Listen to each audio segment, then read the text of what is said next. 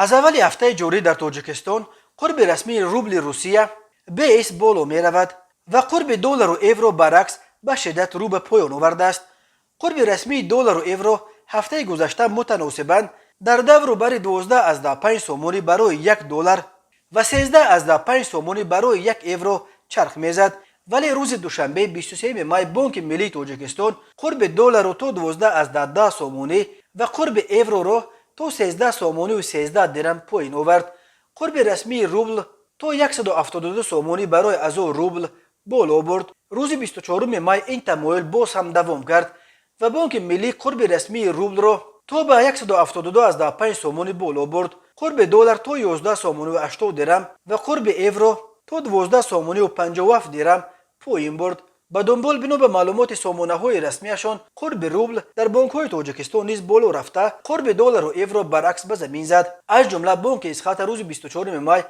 قرب خرید از روبل 172 سومونی ولی قرب خرید دلار همگی 11 سومونی و 10 درم و قرب خرید یورو 11 سومونی و 80 درم نشان داده بود. تشکیلات خرد دپوزیتی همو خبر داده است که یک دلار و 11 سومونی و 40 درم و یک یورو را 12 سومونی و از روبل را با قرب 172 سومونی میخرد. اوریون بانک در سامانش قرب خرید از روبل را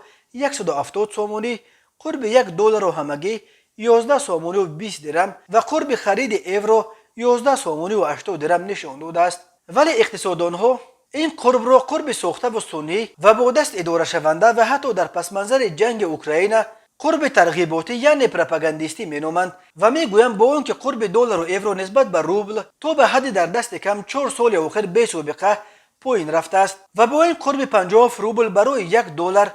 یا 63 روبل برای یک یورو و حتی با قرب نزدیک به این خریدن اسعار خارجی در روسیه امکان ندارد. گفته می شود با آنکه در صرافی های روسیه دلار با نرخ دست کم 2 مرتبه بالاتر از قرب رسمی فروخته می شود و اون هم پنهانی، ولی از بالا رفتن قرب روبل نسبت به دلار مهاجران تاجیک در روسیه و خانواده های آنها در تاجیکستان خوشحال می شوند، چون که امیدوارند که قرب بالاتر روبل می تواند دست آنها را در برابر نرخ‌های سر به آسمان کشیده اقلا یک کمی درست‌تر می کند.